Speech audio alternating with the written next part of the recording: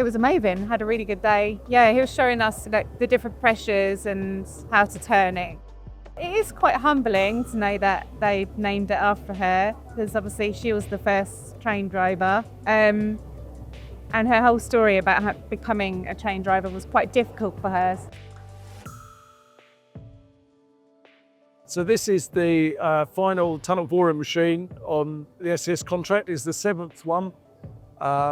It's a really significant moment for the project, and helps show the government's commitment to connecting HS2 into Euston.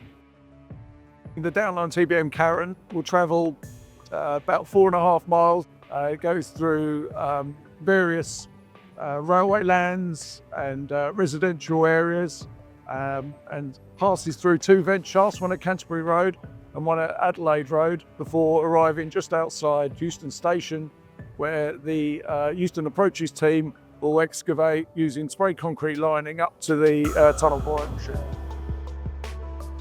It's a fantastic day for us. I still remember the first day we brought the cutter head through the surface.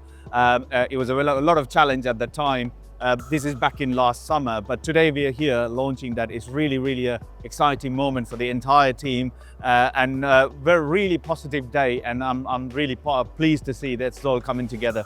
So both the TBMs, we had a very detailed factory acceptance test back in Germany, where we went there to test the machines. After completing the test, these machines were brought down here and in smaller sections. And particularly this site, where to get to where we are here today, we need to travel about a kilometer-long surface area through another adjacent contractor, BBVS, where they're busy building the surface area. So it's a lot of logistic challenge that we had to maneuver these sections to this final built area. So for next year and a half, we will be mining through Comfort and London clay. Karen will be excavating about 10 rings per day in long average, which is about 18 meters per day. So entire muck will be brought through this conveyors that you see behind me and sent across through Atlas Road Logistic Tunnel to Wilson Euro Terminal. From there, the muck will then transported using rail to 3 different locations where we use the muck to backfill. So it's about 135,000 trucks that we are removing by utilizing these conveyors. The new station at Euston, which will be unlocked by taking the tunnels there, will become a real hub in the area. Adding to the existing station and redevelopment there will help unlock the local economy there to the tune of about 41 billion, according to Camden.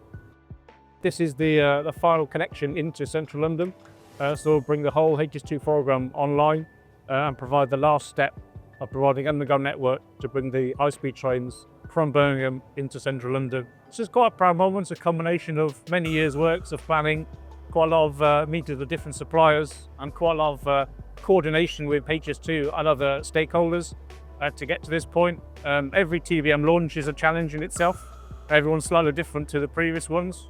So we're able to bring experience and knowledge from past projects and looking at other programs of work as well, TBM launches, to find the best and most efficient solution for launching these machines in this environment in order to find the station.